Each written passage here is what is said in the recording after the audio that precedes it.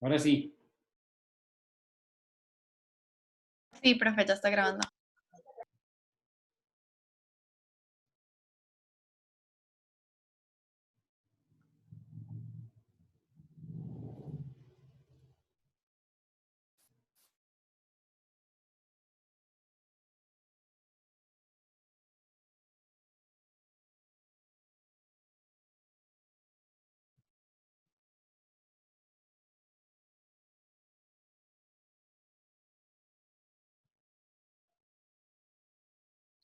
Bueno, en la clase pasada estábamos viendo el tema de las notificaciones. Vimos las formas de notificación, ¿verdad? Que en el medio señalado, en el mostrador o por edicto, eso lo vamos a ver con más detalle. La ley de notificaciones le permite, le da a quienes litigan ciertas posibilidades para que señale para atender notificaciones. ¿Qué significa señalar para atender notificaciones? Bueno, significa indicarle al tribunal un medio para que todas las resoluciones que se dicten en el proceso le sean notificadas a las partes. Esto tiene que ver con el derecho que tienen las partes a estar informados de todo lo que el tribunal resuelva en un proceso. Tiene que estar informado porque la parte podría perfectamente no gustarle una resolución, impugnarla y hacer valer sus derechos. Las partes pueden señalar un domicilio de correo electrónico permanente, es decir, una dirección única de correo electrónico para que se le notifique de cualquier proceso en el que deban intervenir. Vean, este artículo 3, esta norma, parte de una idea que prácticamente podríamos decir que es de alguna manera una inocencia del legislador. Esa norma se sustenta en la ilusión de que todos los ciudadanos de Costa Rica van a ir al Poder Judicial a indicar un domicilio de correo electrónico permanente por aquello de que alguien los demande algún día. O sea, se supone que ese registro debía llevarlo el Poder Judicial, porque los ciudadanos iban a ir ahí, iban a decir, vea, si alguien me demandara a mí, señalo como domicilio electrónico permanente esta dirección de correo electrónico. Esa norma está ahí, pero esa norma no se ha aplicado. A nadie se le ha ocurrido ir a la corte a indicar un domicilio electrónico permanente para que le notifiquen de una demanda nueva. Nadie hace eso. En Costa Rica, lo normal es que para notificar a una persona haya que hacer malabares, investigaciones y aun cuando se sepa dónde se encuentra la persona, se esconde y hay que hacer toda una serie de, utilizar una serie de mecanismos para poder notificar a una persona. Entonces, esto de señalar un domicilio electrónico permanente está ahí en la norma, en el artículo 3 de la ley de notificaciones, muy bonito, pero no funciona. Y ya en el proceso, cuando las partes se apersonan al proceso, cuando ya el litigio va avanzando, las partes pueden señalar dos medios distintos en forma simultánea, indicando cuál es el principal y cuál es el subsidiario. ¿Cómo funciona esto? Bueno, yo me presento al proceso y le digo al tribunal, mire, solicito que me notifiquen al correo electrónico tal, tal y tal. Y si no me pueden notificar en ese correo electrónico, me notifican al fax tal y tal. El fax ha caído en desuso. Ahora cuando se habla, normalmente quien señala para notificaciones señala una dirección de correo electrónico. Yo, por ejemplo, solo señalo una dirección de correo electrónico porque es muy improbable que la dirección de correo electrónico no sea útil para notificar. El Estado, las instituciones públicas, las instituciones financieras, cualquier persona física o jurídica puede señalar un único correo electrónico, fax o casillero para recibir las notificaciones en todos los procesos donde intervienen radicados en un mismo circuito. ¿Qué quiere decir esta norma? Que bueno, que si, bueno, por ejemplo, la Procuraduría General de la República señala un único correo electrónico para que ahí notifiquen todos los asuntos que la Procuraduría lleva. Podría hacerlo la Procuraduría. Pero bueno, eso cuando es correo electrónico. Si es fax, pues será un único fax. Y si es casillero, pues será un único casillero para que ahí notifiquen todo. En ausencia de correo electrónico, ¿sí, Valeria? Profe, no sé qué es casillero. El casillero, que dicha que preguntó. El casillero, porque yo creo que todos sabían, porque nadie había preguntado. El casillero es, bueno, como los casilleros que tenían ustedes en la U. ¿Ustedes tuvieron casillero? Valeria, ¿usted tuvo casillero en la U? No, profe, yo no tuve. Son como unas cajitas. Pero sí los conozco. Bueno, en el Poder Judicial, el abogado que quiera que le notifiquen a un casillero hace una gestión a la administración y le asignan un cajoncito de esos con un número. Y él puede ir todos los días si quiere con una llavecita, abre y saca los documentos que le dejan ahí. Ese es un casillero, como los de la U. Ok, profe, muchas gracias. Mucho gusto. Si la parte no señala correo electrónico, fax, casillero u otro medio que sea tecnológicamente moderno, queda obligado a señalar estrados. Vean, en materia civil, la idea es que la persona señale correo electrónico, fax y casillero. Correo electrónico es lo que prácticamente todo el mundo señala, pero a alguien se le puede ocurrir que a él le da más seguridad el fax. A mí no me da tanta seguridad porque cuando se va la luz no funciona. Otra persona puede considerar que le da más seguridad el casillero, entonces señala casillero. Si no puede utilizar ni correo electrónico, ni fax o casillero, queda obligado a señalar estrados. ¿Qué son los estrados? Los estrados son unas pizarras que ponen en la parte de afuera de los tribunales y ahí llegan después les voy a explicar cómo funciona, pero por ahora me interesa que sepan eso, son unas pizarras que se ponen como las pizarras que ponen en la U, y ahí llegan y ponen las listas de los expedientes que están para notificar. La persona que quiera ser notificada, vaya a la pizarra, revisa si su expediente está en la lista, y si el expediente está en la lista, va a la oficina y ahí en la oficina le entregan los documentos que están para notificar. Digamos que es el sistema más anticuado que hay, por estrados, pero todavía funcionan. En los tribunales de Cartago, por ejemplo, hay pizarras de esas de corcho donde se ponen las listas de expedientes para notificar. Profe, ¿este era el mecanismo que se usaba con el código anterior? ¿O si decía correo electrónico también? No, con el código anterior solo se utilizaba, bueno, con el código anterior había una ley de notificaciones que fue derogada y ya se utilizaba el correo electrónico. Pero antes de la ley de notificaciones, muy antes, la única forma de notificar era que el abogado señalara su oficina y los notificadores llegaban a la oficina a dejar los documentos como les conté aquel día. ¿Verdad?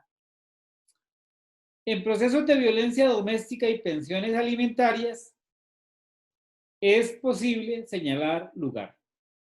¿Se acuerdan que la clase pasada les dije que en procesos de violencia doméstica y pensiones alimentarias, todavía los abogados pueden señalar su oficina y un notificador va a la oficina a dejar los documentos? Y esto tiene que ver con, digámosle, las personas que generalmente se ven envueltas en procesos de violencia doméstica y pensiones alimentarias que en su mayoría no tienen computadoras o no tienen alguna no tienen esto, no se les puede exigir, aunque que tengan estos medios tecnológicos. Si los tienen, señalan. Si no los tienen, pueden señalar la oficina del abogado o el lugar, la oficina del abogado para que lo notifiquen. ¿A quiénes se le pueden entregar las notificaciones? Estoy hablando de cuando cuando el notificador va a notificar, por ejemplo, la primera resolución de un proceso a alguien, tiene que cumplir con lo que la ley dice a la hora de entregar la notificación.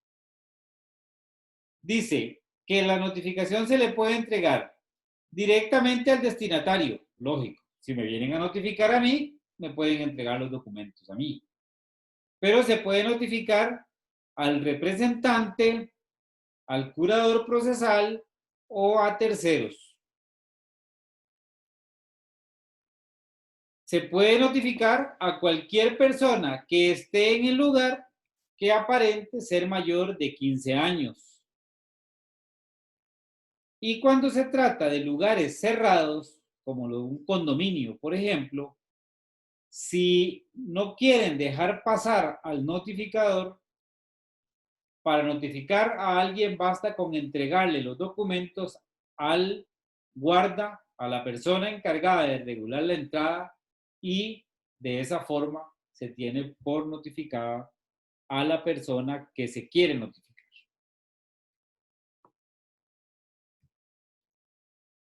¿Cuáles son los procedimientos de notificación que tiene la ley de notificaciones? Bueno, cuando se va a notificar personalmente a alguien, hay que identificar a la persona, hay que pedirle la cédula de identidad. Una vez que la persona está identificada, se le entrega la cédula. Cuando la ley habla de cédula, en realidad es una copia de la resolución que se le va a entregar a la parte.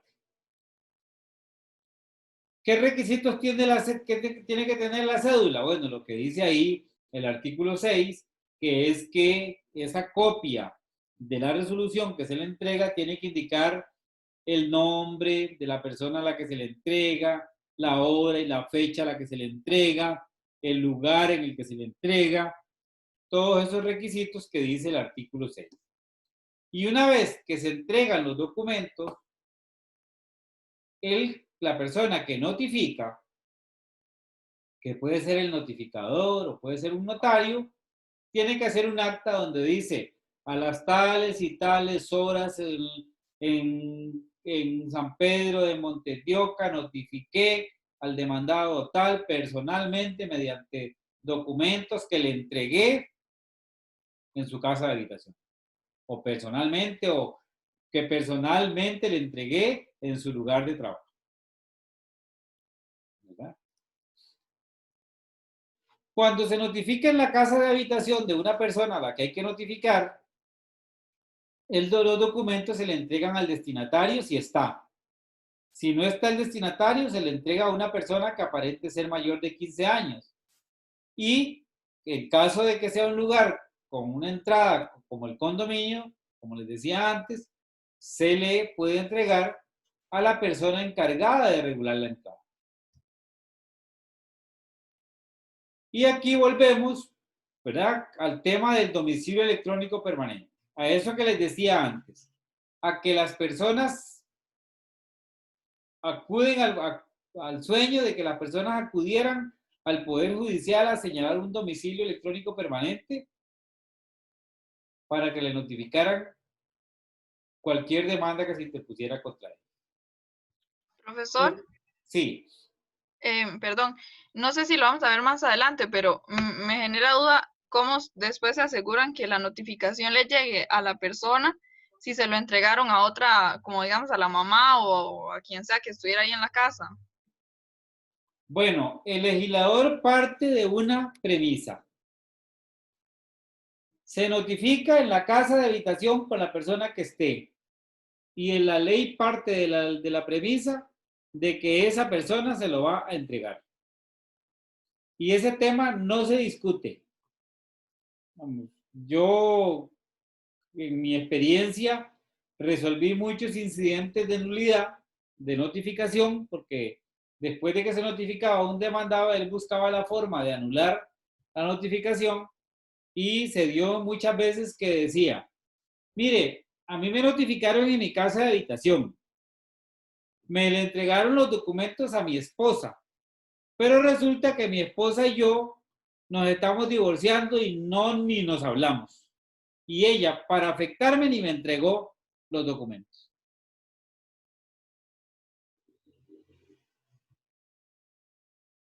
Generalmente era una matráfula para que se anulara la notificación, pero difícilmente se anula una notificación con una historia como esa.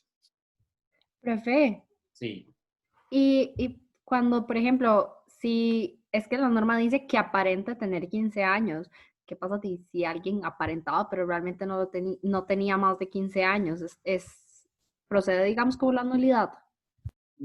Tiene que ser, o sea, si aparenta tener más de 15 años o más, la notificación se tiene por bien hecha. Profesor, Sí. pero entonces, si esa historia que usted dice es cierta, entonces salado el muchacho. Salado el notificado, el señor. Salado el notificado. Esos cuentos no se los va a creer nadie. Esa es la... ¿Ah? No, está bien, gracias. Porque acostumbran a hacer eso, ¿verdad? Venir a presentar un incidente de nulidad de notificación, ¿verdad? A mí me llega a dar un documento de alguien, de alguna persona que por alguna razón yo no le hablo, tal vez no le hablo, pero por lo menos le tiro los documentos ahí en la cama para que los vea, o en algún lugar para que los vea. Pero el legislador no se ocupa de esos detallitos, ¿verdad? Dice el código, dice la ley que toda persona física o jurídica puede señalar al Poder Judicial una dirección única de correo electrónico para recibir emplazamientos o resoluciones en cualquier proceso judicial en el que deba intervenir, y esa fijación puede ser modificada o revocada en cualquier momento por el interesado. Bueno, partiendo de que esto realmente funcionara, pero no funciona como ya les dije. Se regula en la ley el tema de la notificación en procesos de intereses de grupo. Vean, hay procesos en los tribunales que interesan a muchísimas personas, ¿verdad? Por ejemplo, procesos ambientales, procesos que involucran a muchas personas. El código regula este tema. Regula el tema de los intereses difusos, regula el tema de los intereses colectivos, y lo fundamental es que cuando se trata de intereses difusos, los afectados son una cantidad de personas que no son determinables, ¿verdad? Por ejemplo, las personas contaminadas por material, por veneno que se echó a un río. Bueno, no se sabe cuántas personas son las afectadas y se plantea algún proceso por ese tema. Bueno, en ese caso, si hay que notificar a todos los afectados, lo que se hace es que se publica un edicto en el boletín judicial, y una vez publicado ese edicto y transcurrido el plazo que se le da a las partes para personarse al proceso, se tienen por notificados. Si se trata de sujetos determinados o fácilmente determinables, se prevé notificarles mediante publicaciones en los centros de trabajo o en los centros de interés. Por ejemplo, hay que notificar a 200 trabajadores que laboran en una empresa grande. Ahí no se notifica por edicto, sino que se notifica mediante publicaciones en los centros de trabajo. ¿Qué publicaciones? Bueno, pancartas en las pizarras, entrega de documentos, de afiches o de propaganda y eso. Esas personas que son notificadas de esa forma, si no señalan medio, no se notifica las resoluciones de trámite, ¿verdad? Una vez que son notificados por los medios estos establecidos, tienen que apersonarse el proceso, presentar un escrito y decir, señalo para notificaciones. Si no señalan medio, no se les notifica porque no se interesaron en que se les continuara notificando.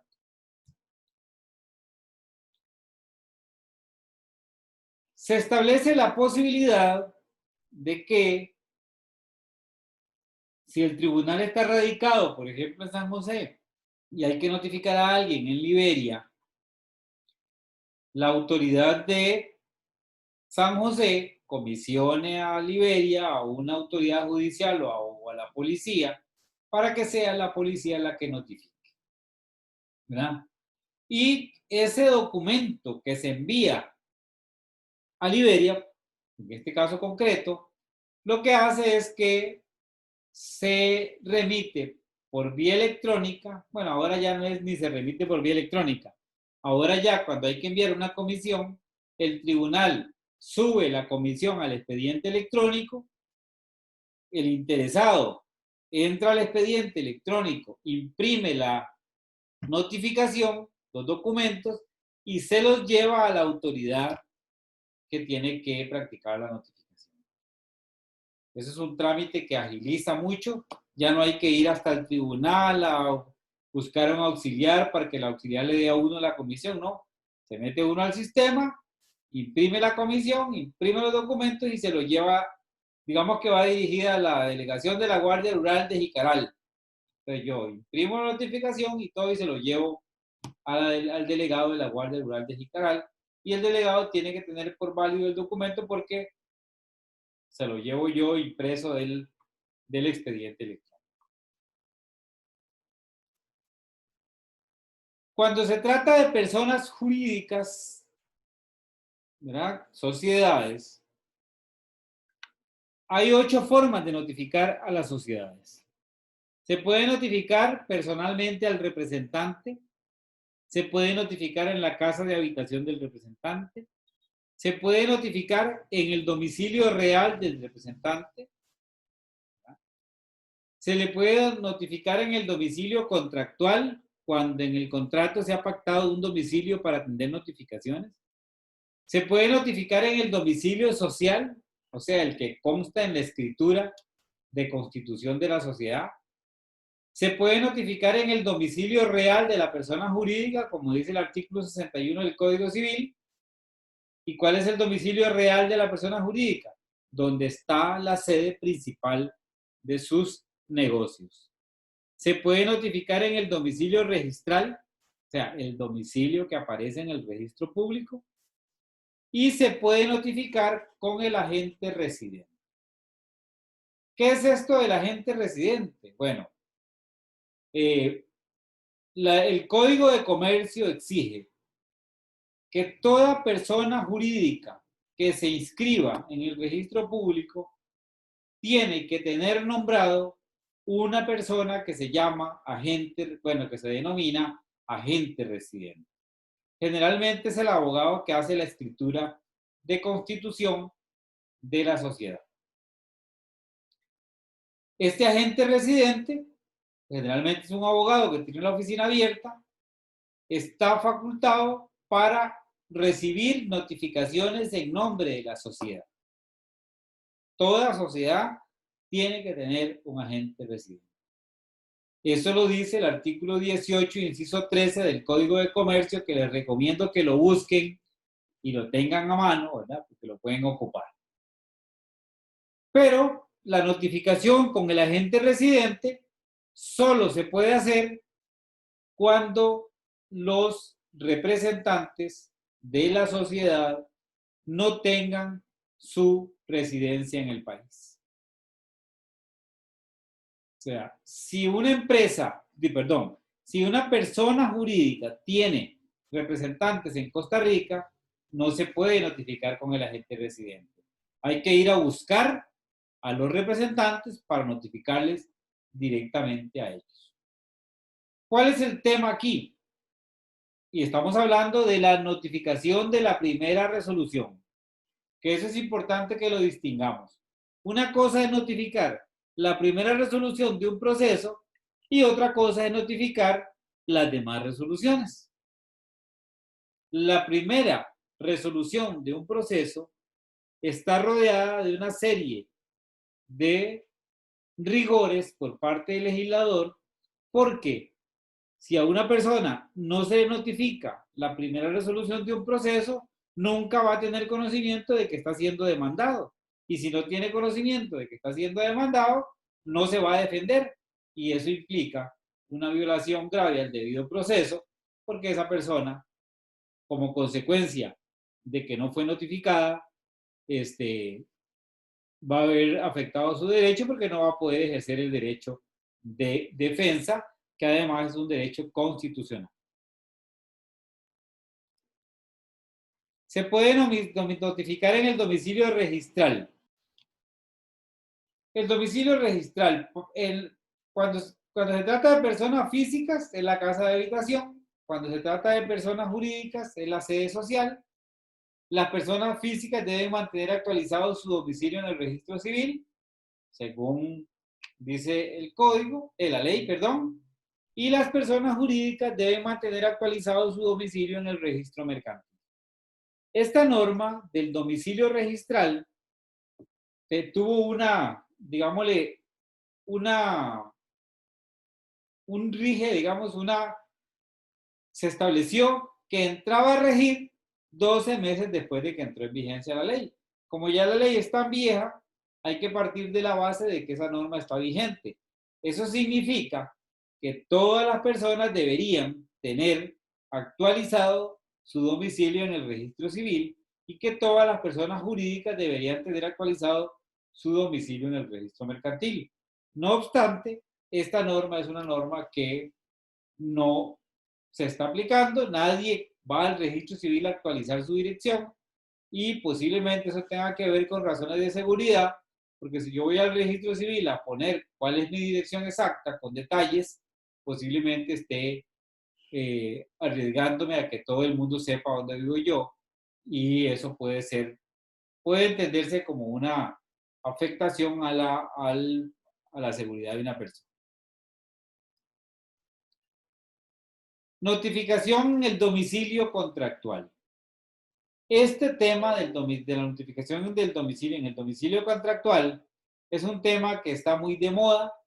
Fue una novedad que introdujo esta ley que es realmente buena, y es que se recomienda, porque esto no es obligatorio, que siempre que dos personas firmen un contrato, consignen en el contrato cuál es el domicilio en el que van a atender notificaciones en caso de conflicto. Dice, en el contrato de documento que sirve de base a la demanda, debe fijarse un domicilio. Pero ese domicilio contractual no puede ser cualquiera. Tiene que ser la casa de habitación, el domicilio real de la persona física o el domicilio social o real de la persona jurídica. Y como parte de la buena fe contractual, la parte está obligada a comunicar el cambio de domicilio. A comunicarle a la otra parte, ¿verdad? Y si no se puede señalar, si no se puede notificar en el lugar señalado, se nombra curador. Ahora vamos a ver qué es un curador procesal y cómo se nombra. Pero por ahora me interesa que tengan claro que cuando se señala domicilio contractual, se intenta notificar en el domicilio contractual y no se localiza a la persona, inmediatamente se nombra curador procesal, y ese curador procesal va a ser el que va a defender a esa persona que no se localiza en el domicilio contractual. Profe, Sí. si se nombra al curador procesal y luego la persona, la otra parte aparece, entonces él seguiría siendo el abogado y pueden tener contacto entre sí para las cuestiones de la prueba y así. No, si se nombra curador procesal y digamos que es el demandado, se apersona al proceso, en el momento en que él llega, el curador procesal sale. Porque el curador procesal es un abogado que nombra el Poder Judicial pagado por la parte interesada, que es, digámosle, el actor, para que defienda al demandado que no aparece. Y ese curador procesal hace una defensa, digámosle una pseudo defensa, porque el curador procesal generalmente no sabe nada no sabe nada del conflicto. ¿Por qué? Porque es un abogado que no se ve involucrado en el conflicto, no tiene cómo localizar la parte que está defendiendo y generalmente la defensa que hace es una defensa muy limitada. ¿Verdad? Ok, profe, gracias. Profe, Ajá. una pregunta. Usted dijo que una cosa es notificar la primera resolución de un proceso. Esas generalmente son personalmente. La primera notificación de un proceso. Ajá. Hay dos formas que el legislador ha considerado que son las más seguras, que las vamos a ver ahora. Personalmente o en la casa de habitación. Para el legislador esa es la máxima seguridad. ¿Y cuál es la menos segura? La notificación por publicación de edictos. Esa se entiende como la más insegura. ¿Verdad? Bueno. Esto... ¿Publicación de qué? ¿Perdón? ¿Puede repetir esa última oración? ¿Por la publicación de qué? Edictos. La notificación por publicación de edictos. Gracias, profe. Se considera la más insegura. Vean. Todos los días en los tribunales, no, todos los días los abogados litigantes que establecen demandas se enfrentan a un gran problema. El demandado desapareció. No se localiza. No sabemos, no se puede notificar, no se encuentra. Una persona que sabe que le van a embargar todos sus bienes y que generalmente desaparece. Y esta se convierte en una situación muy grave cuando el derecho de la parte actora está a punto de prescribir. ¿Qué hacemos para integrar un proceso, para que un proceso avance cuando no localizamos al demandado? Necesitamos localizar. Bueno, hay tres posibilidades, no, perdón. Una posibilidad de notificar es nombrarle un curador procesal para que lo represente. Este curador procesal, si yo soy el que demando, yo antes de que lo nombren, el tribunal me va a prevenir a mí que le deposite los honorarios del curador procesal. Entonces, yo que estoy demandando, tengo que depositar dinero para que me nombren un curador procesal para que el proceso continúe.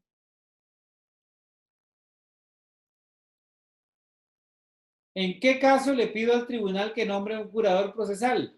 Bueno, cuando ya intenté notificar al demandado en el domicilio contractual, en el domicilio que fijamos en el contrato, y no lo encontramos, pues le pido al tribunal que me nombre un curador procesal.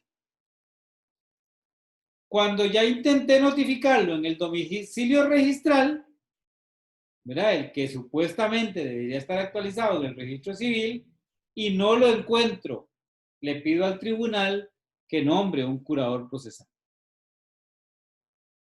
Ese curador procesal, el Poder Judicial tiene una lista de abogados honorables, digamos, abogados honorables que se inscriben ahí para que los nombren curadores procesales. Y a veces es un buen negocio porque a veces salen asuntos donde ganan buenos honorarios un curador procesal, que es un abogado litigante,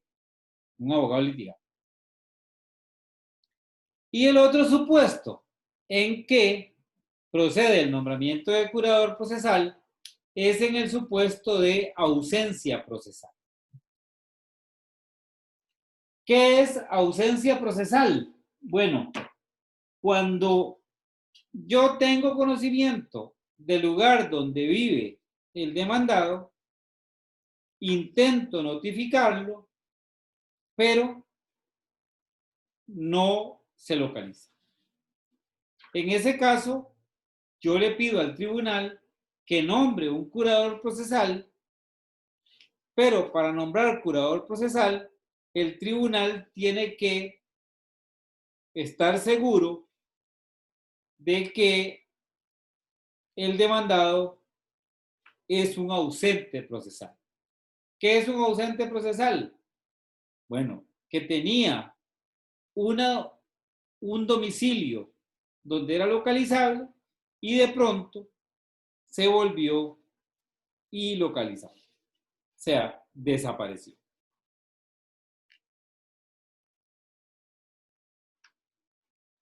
¿Estamos? Y ahí donde dice 262 del Código Procesal Civil, para evitarnos complicaciones, esa norma hay que cambiarla porque el curador procesal está regulado ahora en el 19.4 del Código Procesal Civil. Vean, hay dos formas de notificar a un curador procesal rápidamente. Cuando no localizo al demandado en el domicilio contractual y cuando no localizo al demandado en el domicilio registrado. Cuando se trata del ausente procesal, que es el que regula el artículo 19.4, el tribunal debe constatar que se ignora el domicilio o el lugar de ubicación del demandado, que se ignora el domicilio o el lugar de ubicación del demandado. ¿Cómo se hace para acreditar que se ignore el domicilio o el lugar de habitación del demandado? Bueno, generalmente hay que traer por lo menos a 2 testigos que lo conocieran, que digan que el demandado antes vivía contigo a la Universidad de Costa Rica en San Pedro y que ya él no vive ahí. Con eso es suficiente para entender que se ignora el domicilio y que no es localizado. Y se le nombra un curador procesal. ¿Estamos? Se puede notificar. Profe, buenas noches, disculpe. En ese caso que usted estaba explicando, digamos, si se llama para la acreditación de la ausencia procesal y uno de los testigos o de los vecinos, lo que sea, sabe o se enteró recientemente de dónde vive, lo puede expresar ahí mismo. Usted llevaría, ¿cuál es el nombre suyo? María Laura. María Laura, usted llevaría a un testigo. Usted solicitaría el nombramiento de curador procesal y llevaría a un testigo a declarar que sabe dónde vive. Le pregunto como litigante. De ahí no. ¿Qué haría usted? Llevo a uno que no sepa. Pero si usted tiene un testigo que sabe dónde se localiza, De ahí o que diga antes, ajá. pide que le nombren curador procesal. No, o sea, que lo digan antes, porque así no se pagan los honorarios. Claro, ¿verdad? No, pero no, ¿para qué lo va a llevar a declarar? Usted le dice al tribunal, mire, ya averigüe dónde vive el demandado. Por favor, mande a notificarlo en tal lugar. Ah, ok, está bien, profe, sí, eso es Va a lo que pedir quería el saber. nombramiento de curador. ¿Ah? No, profe, tiene razón, entonces no lo pediría para no incurrir en gastos.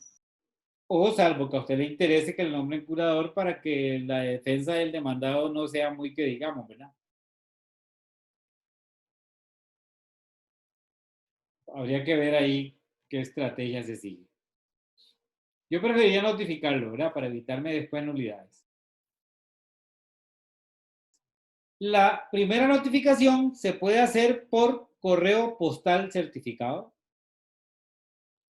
O sea, se introduce la documentación, se le pide al tribunal que se introduzca toda la documentación que se le va a entregar al demandado en un sobre, se pone en el correo postal certificado y se le envía al demandado a su dirección. Y esta notificación por correo postal certificado se puede hacer hasta de la resolución inicial de un proceso. Es entonces la tercera forma de notificación que el legislador considera muy segura. Personalmente, en la casa de habitación o por correo postal certificado. Quien pide la notificación por correo postal certificado tiene que pagar los gastos del correo y para notificar lo que hace es que se emiten 3 copias de la resolución que se van a notificar originales e idénticas que llevan la firma del notificador o de la persona que el juez designe. Una de las cédulas, una de las copias se agrega al expediente con una constancia de que se envió al correo. Las otras 2 se remiten a la oficina de correos. El funcionario de correos, cuando va a notificar, entrega una al destinatario y la otra copia la devuelve al juzgado con la constancia de que la parte fue notificada. Y dice la ley que a petición del mismo interesado se puede notificar en forma simultánea en 2 lugares y el plazo corre a partir de la primera notificación. Vamos a ver. Yo sé que el demandado por ratos está en una casa y por ratos está en otra. Pues le puedo decir al tribunal, señores del tribunal, envíe una comunicación por correo postal certificado a Punta Arenas y la otra envíela a Limón. Porque sé que unos días de la semana el demandado está en Limón y el otro día está en Punta Arenas. Bueno, el plazo que se le conceda para lo que sea corre a partir de la primera notificación que se haga de las 2 que se envían. Por aquello de que se notifiquen los 2 lugares al mismo tiempo no, que se notifiquen los 2 lugares. Se pueden practicar notificaciones por notario público. Esta es la forma de notificación más usada. Cuando un cliente me contrata para que presente una demanda, yo lo primero que hago es decirle, vea, deme la dirección donde se notifica esta persona y prepare una cantidad de dinero para pedirle a un notario público que vaya y notifique al demandado. Es la forma más rápida, más segura y la que da más garantías. Porque cuando se envían notificaciones por medio de la autoridad de policía, a veces las actas se hacen mal hechas, a veces no se encuentra la persona que se va a notificar.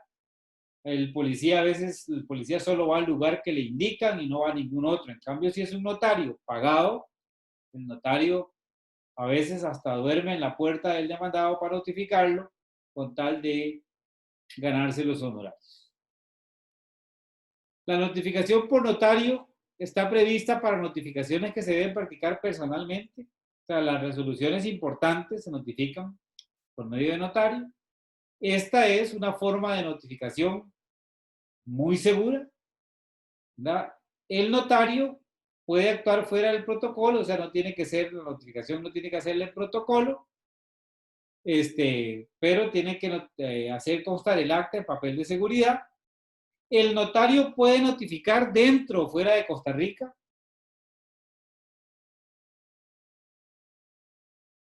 Cuando hace poco yo tuve que contratar a una notaria para que fuera a Miami a notificar y el cliente tuvo que pagarle todo el pasaje, bueno, antes de la pandemia, tuvo que pagarle el pasaje de avión, el hospedaje, la alimentación y además pagarle. Pero era un asunto muy importante, entonces había que hacerlo así, notificar a un extranjero en Miami. El notario tiene que estar habilitado, no puede estar suspendido como notario, ¿verdad? Tiene que estar bien con el registro notarial y con toda la gente del notariado. Y ese notario no puede tener interés en el proceso. O sea, yo no puedo darle trabajo como notario para que notifique a un familiar mío, ni a un familiar de las partes, porque ese notario tiene un interés en el proceso, por ser familia del abogado o por ser familia de las partes. ¿Cómo se notifica por notario? Bueno, quien quiera que se nombre un notario para que notifique, comunica al tribunal que el nombre del notario. Entonces, para notificar solicito, indico que el notario que va a practicar la notificación es tal. El juzgado acepta o rechaza la designación, dice la ley. Si la rechaza, debe fundamentar la decisión. Si el juzgado, si el tribunal acepta la designación del notario, le entrega la documentación y el notario va y notifica. Cuando notifica, tiene que hacer un acta de notificación y dentro del tercer día tiene que devolver los documentos al juzgado, los documentos donde conste el acta de notificación.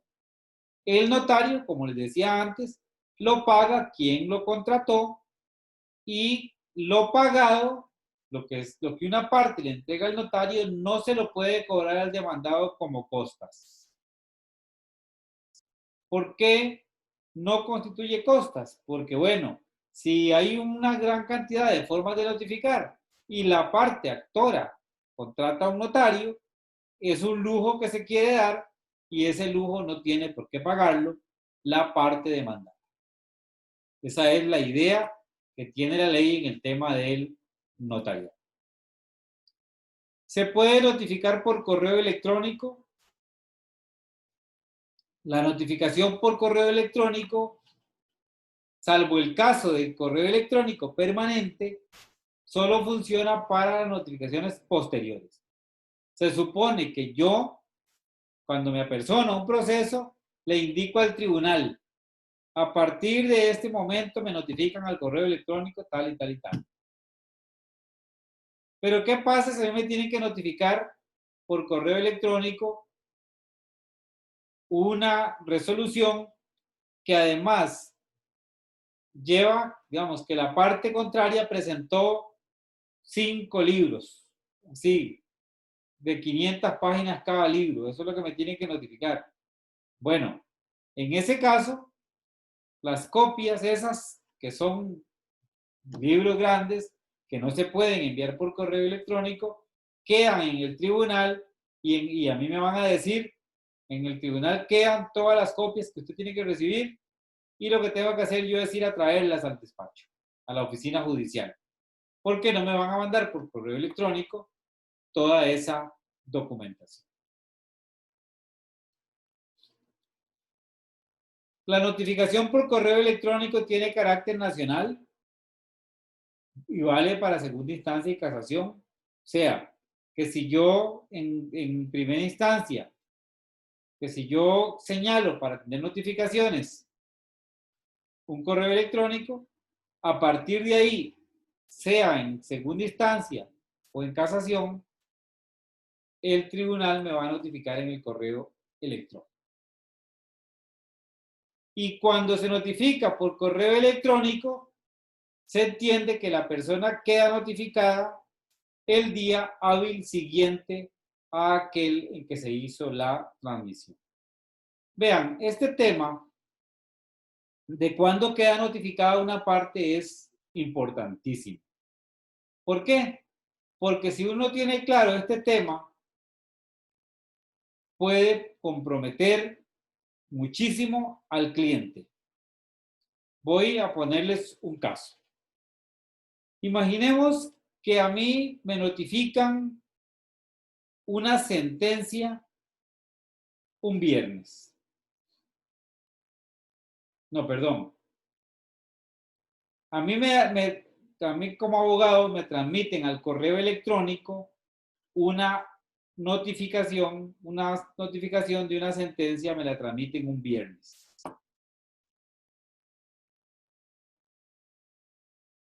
Eso significa que hay que distinguir el día en que se hace la transmisión, el día en que se queda y el día en que queda notificada la persona. Pregunta, si a mí me notifican el viernes, ¿cuándo queda notificada la resolución?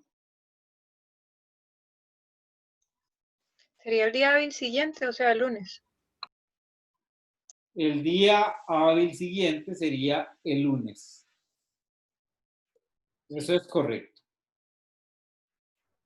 Cuando entró en vigencia la ley, se planteaba un problema que también en una ley comentada que yo saqué, un comentario que yo hice, armé un alboroto porque hay un problema con el tema del día hábil siguiente. Si entendemos que el día hábil siguiente, si partimos de lo que ya vimos en la clase pasada, de que para practicar notificaciones todos los días y horas son hábiles, habría que concluir que el día hábil siguiente de la notificación es el sábado. Y cuando yo escribí eso, algunos jueces siguieron mi criterio y entonces se armó una inseguridad jurídica ahí con el tema de a partir de qué momento se tiene por notificación. Bueno, al final, hasta yo me decidí acomodarme a la interpretación que los tribunales han hecho siempre, que la mayoría de los tribunales han hecho siempre. Si la transmisión se hizo el viernes, la resolución se tiene por notificada el lunes, que es el día hábil siguiente. Y ese es el criterio que impera actualmente en todos los tribunales. Hubo que llegar a ese consenso para evitar problemas de seguridad jurídica con los ciudadanos. Profe, ¿y entonces para qué efectos se consideran sábados y domingos hábiles? Una muy buena pregunta y se la agradezco mucho. Vean, cuando no existía esa norma que dice que todos los días y horas son hábiles para notificar, se daba el problema de que si alguien por alguna razón notificaba un sábado, esa resolución era nula.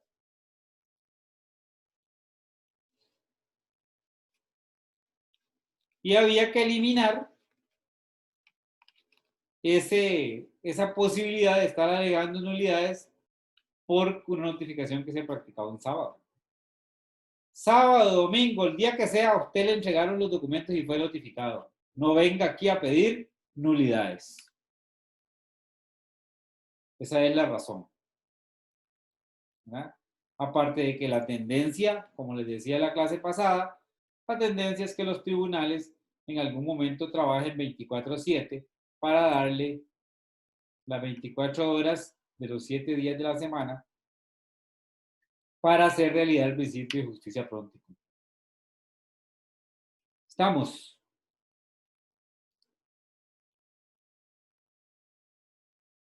Para notificar por correo, para que alguien lo notifique por correo electrónico, lo que tiene que hacer es hacerle una solicitud al Poder Judicial para que le acrediten la cuenta de correo electrónico.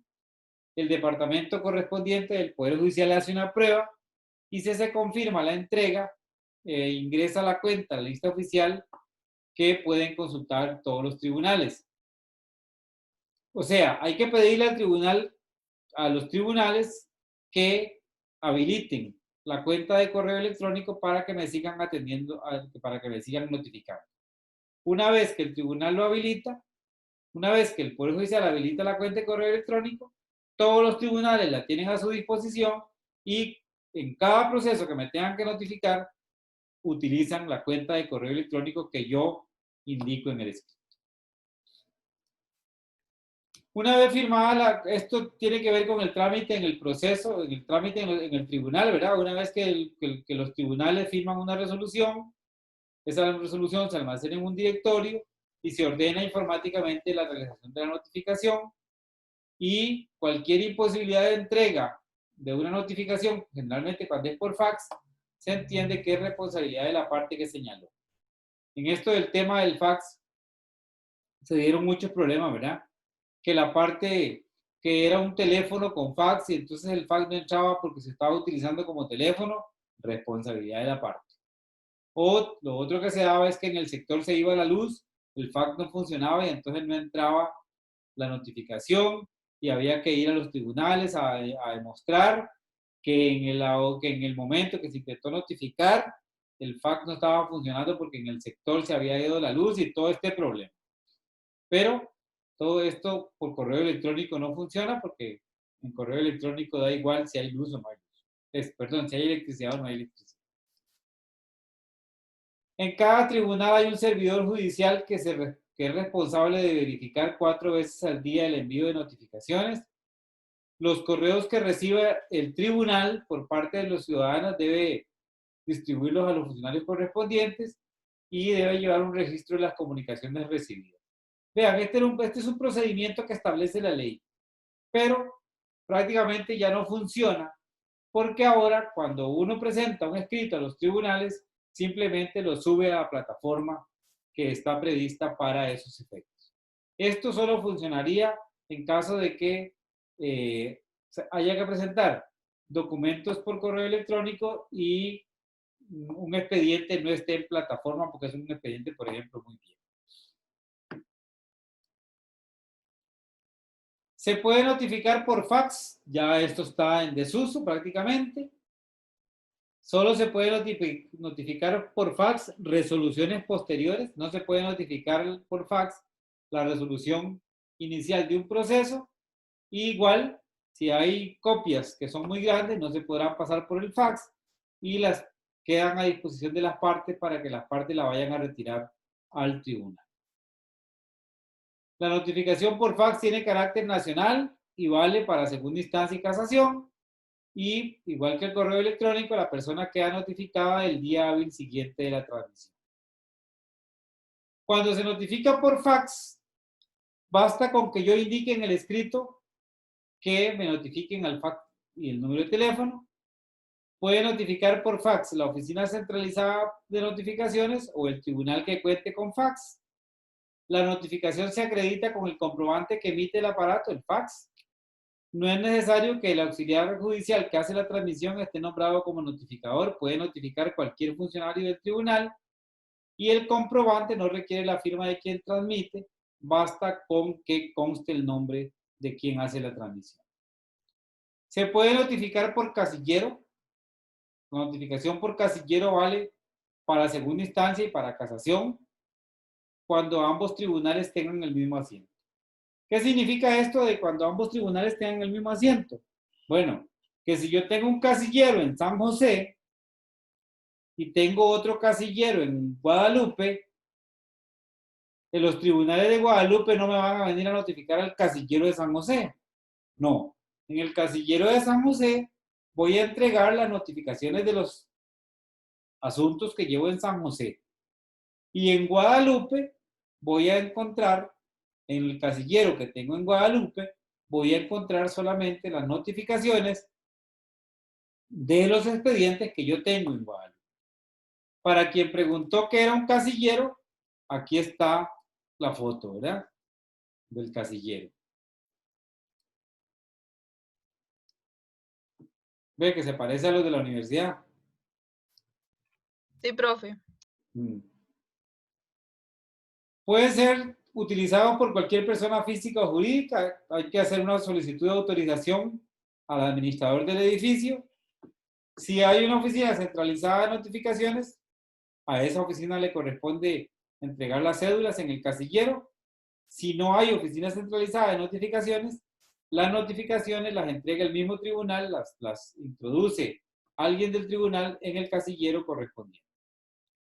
El adjudicatario o el autorizado puede retirar copias todos los días la persona queda notificada el día hábil siguiente a que se hizo el depósito, ¿verdad? Porque cuando en el tribunal o en la OCN van a notificar, hacen una constancia de que se depositaron documentos para X expediente.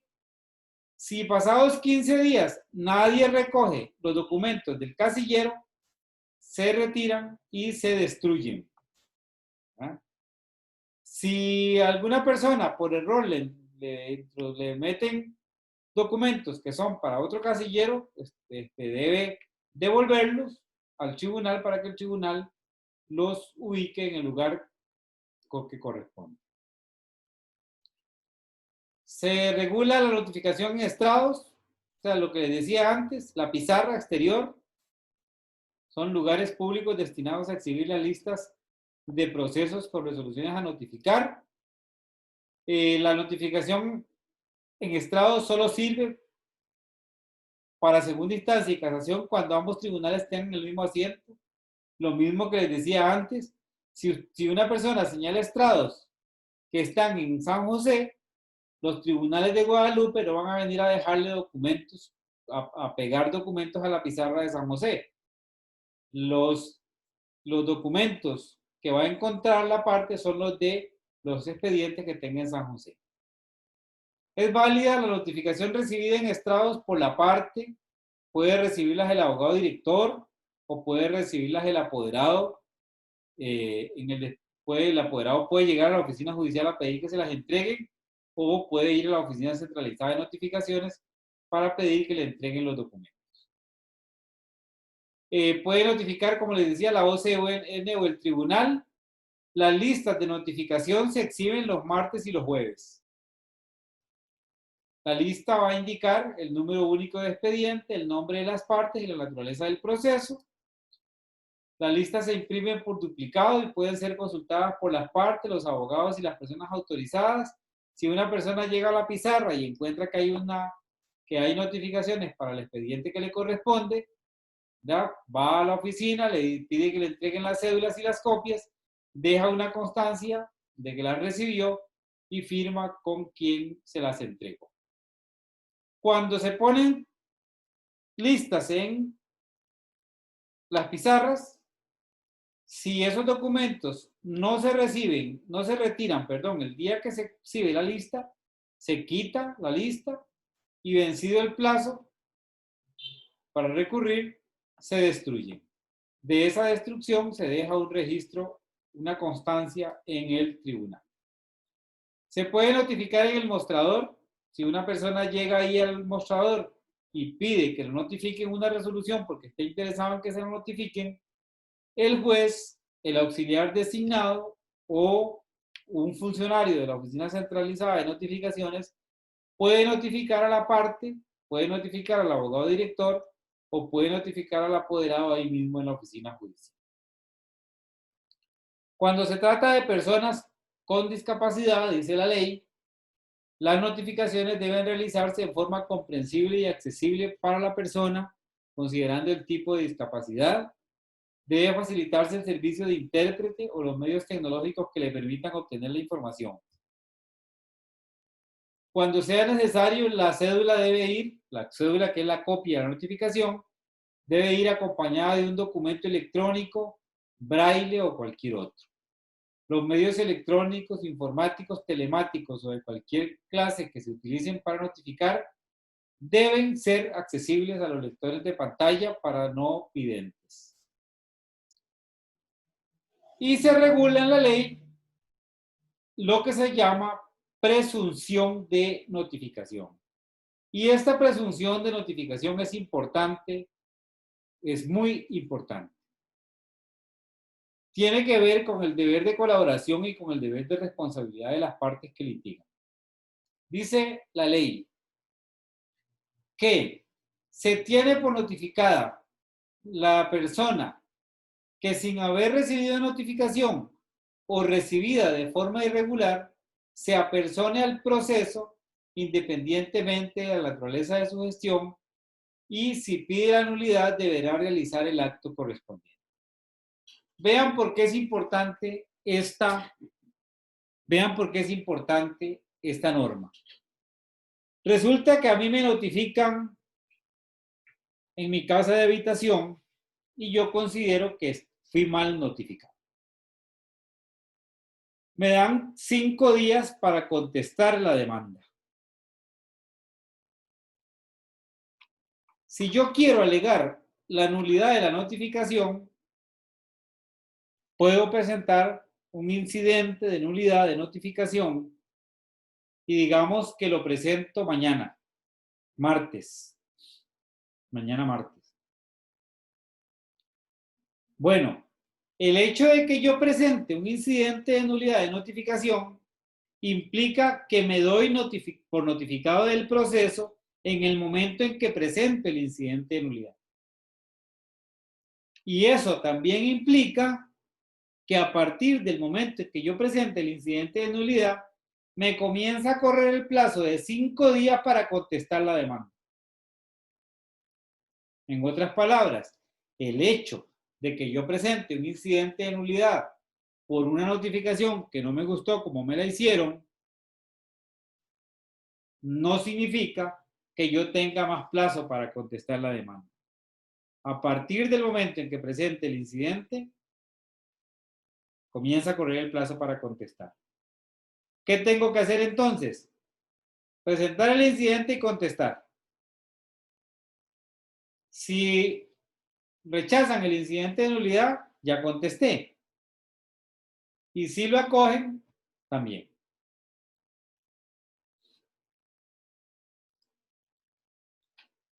Y otra presunción de notificación es lo que en la práctica se le llama notificación automática. Siempre le hemos llamado así. Y para los que ya leyeron, verán que yo en el libro lo digo, ni es notificación ni es automática. Dice el código, la parte que prevenida, cuando a uno le notifican una demanda, le previenen que señale el lugar para medio para atender futuras notificaciones. Entonces dice el código, la parte que prevenida, que le previnieron que señalara, no indique medio para atender notificaciones, las resoluciones posteriores le quedarán notificadas con el solo transcurso de 24 horas de dictadas, incluida la sentencia. O sea, si a uno le previenen que señale notificación para medio para atender notificaciones, tiene que señalar medio para atender notificaciones. Porque si no lo hace, a partir de ahí, no le vuelven a notificar nada y funciona una presunción de que esas resoluciones se tienen por notificadas. Y también se entienden por notificadas cuando no se haya podido notificar en los medios señalados después de agotado el medio principal y el medio subsidiario. O sea, que si usted señaló 2 números de fax y a la hora de notificar le intentaron en uno y le intentaron en el otro y en ninguno de los dos pudieron notificarlo, se tiene por presuntamente notificado y a partir de ese momento no se le va a notificar más. Y para ir finalizando este tema espeso de las notificaciones, vamos a ver el tema relacionado con la nulidad de notificaciones. Entendemos, para irnos ubicando, porque después tenemos que ver ese tema con amplitud, que se anula una notificación cuando esa notificación es defectuosa, no se hizo bien y además, como consecuencia de que no se hizo bien, la persona que debió haber sido notificada bien resultó perjudicada. Entonces, cuando eso pasa, cuando hay indefensión, la notificación debe ser anulada para que no afecte a la persona que ha sido mal notificada. Dice el artículo 9 que será nula la notificación contraria a lo previsto en esta ley. Bueno, ese artículo tiene un error, tiene un problema de redacción, ¿verdad? Porque nada es nulo si un tribunal no lo ha declarado. Entonces, no es cierto que es nula la notificación contraria a lo previsto en la ley, porque puede ser que se haya hecho medio mal, pero al final la parte tuvo conocimiento de lo que le estaban notificando. Pero después el artículo dice algo que es correcto. En todo caso, la nulidad se debe decretar solo cuando se le haya causado indefensión a la parte que debió haber sido notificada. Ahí el artículo dice a la parte notificada. Bueno, fue mal notificada. Y también se refiere el artículo a que los notificadores, las personas que notifican, tienen fe pública. ¿Qué significa que un notificador tenga fe pública? Que lo que él consigna en el acta se tiene por cierto, se tiene por válido, salvo que se logre demostrar lo contrario. Que eso tiene que ver un poco con la pregunta que me hicieron anteriormente. ¿Qué pasa si la persona no aparenta ser mayor de 15 años? Si el notificador consignó que aparentaba ser mayor de 15 años, la fe pública de él se tiene por cierto de que la persona aparenta ser mayor de 15 años, salvo que se logre probar lo contrario. Si se presenta una denuncia penal acusando al notificador por haber hecho una notificación violando la ley, no se suspende el trámite del incidente. O sea, el incidente de nulidad de notificación se tramita, la notificación se tiene por válida si no se demuestra lo contrario y el proceso penal continúa.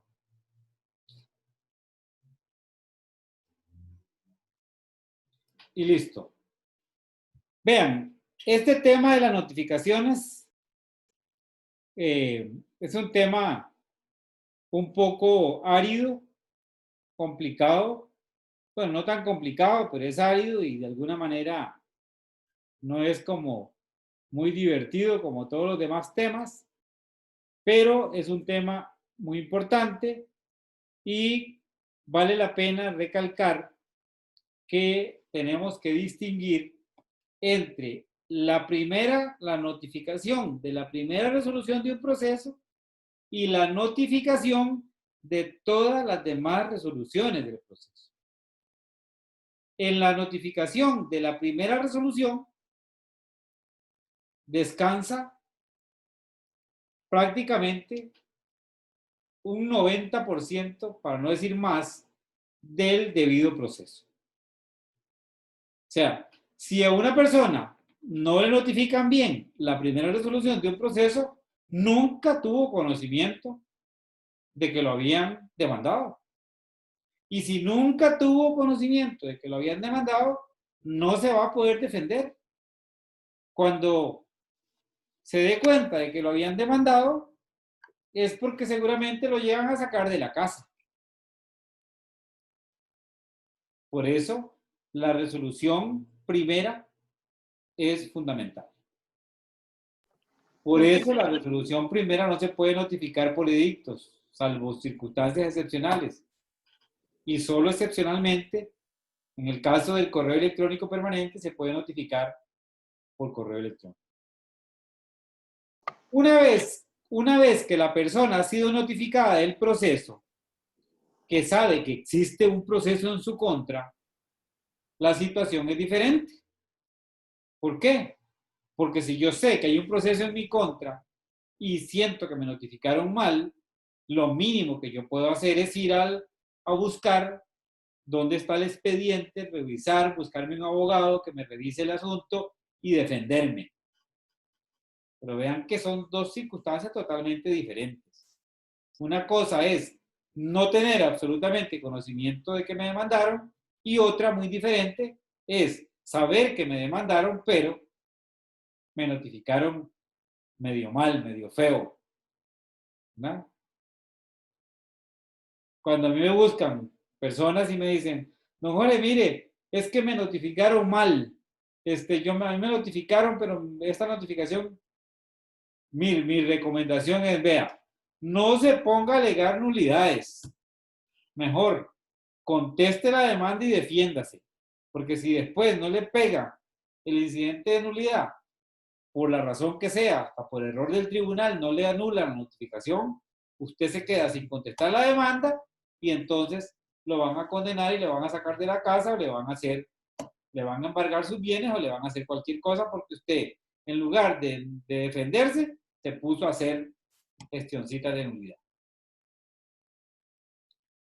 Es un tema importante, interesante, tiene muchos matices, pero bueno, lo fundamental que yo quiero que sepan me parece que es eso. Que me parece que deben saber. Profe, Sí. ¿en qué caso la mayoría de personas piensan que lo notifican mal? ¿Ah? ¿En qué caso la mayoría de personas piensan que lo notifican mal? Como esos casos que usted dice que las personas a veces sienten que lo notificaron feo o mal. Bueno.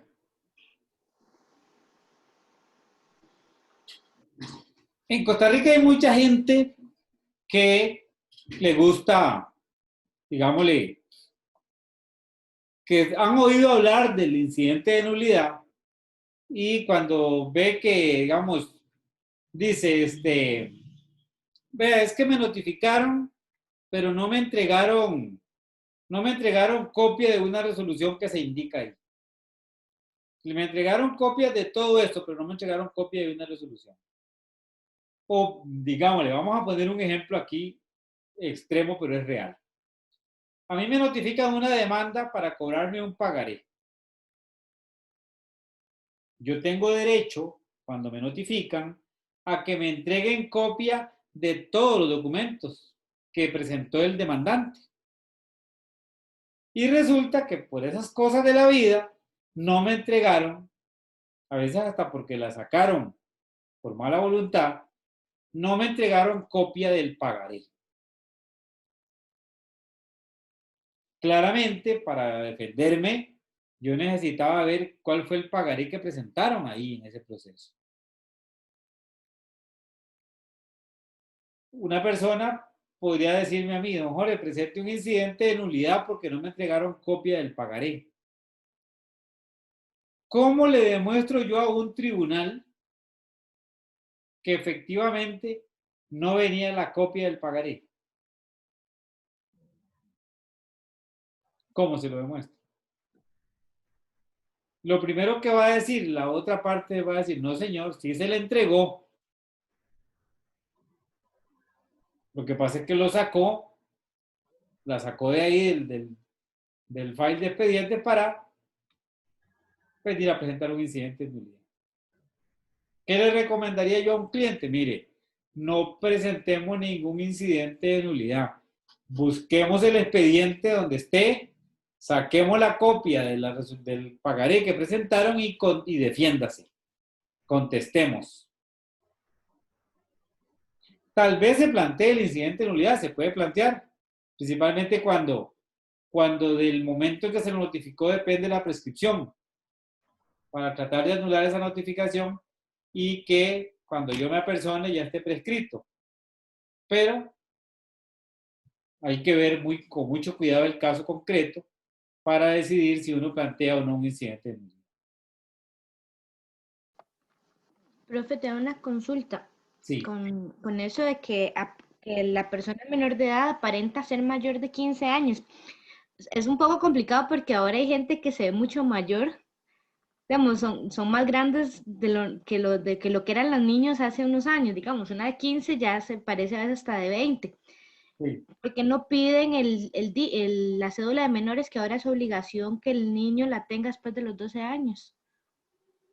La ley no dice nada. De hecho, ustedes ven que yo, no sé si me parece que es en el libro que yo hago el comentario, de que debió haberse permitido que se notificara a un niño mayor de 12 años, a cualquier persona que aparente tener más de 12 años, porque ahora los niños ya de 12 años son más avispados de lo que éramos nosotros, ¿verdad?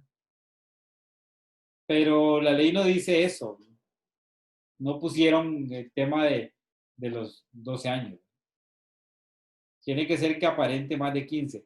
Cualquiera que aparente tener más de 15 años tendrá la suficiente capacidad para determinar que esos documentos son para entregárselos a la persona a la que va dirigida. De ahí parte la ley, ¿verdad? Como presunción. Gracias. Le respondí, sí. Señor. Bueno. Profe, una pregunta. Además de que el tiempo de prescripción, de que la fecha de prescripción esté cerca, presentar un incidente de nulidad puede servir para algo más. O sea, es que pienso que igual si uno presenta el incidente y se lo aprueban, igual pueden hacer bien la notificación. Entonces, ¿para qué más? Si no es un tema de prescripción, Manuel, no vale la pena presentar un incidente de nulidad. Ok, gracias. ¿Alguna otra duda, jóvenes? ¿Algún otro o alguna otra que quiera intervenir? Bueno, entonces, si ya terminamos, hasta aquí llegamos, nos vemos la próxima clase, vamos a ver el tema que sigue, que es plazos. Lean, sigan estudiando, lo que veamos la próxima clase entra en el examen, y el lunes de la otra semana hacemos una actividad de repaso. ¿De acuerdo? Perfecto, profe, gracias. Gracias, profe. Venga, con mucho gusto. Buenas noches. Gracias, profe. Gracias, profe. Gracias, profe. Hasta luego. Buenas noches. Hasta luego, buenas noches. Muchas gracias, profe. Con mucho gusto, de Laura.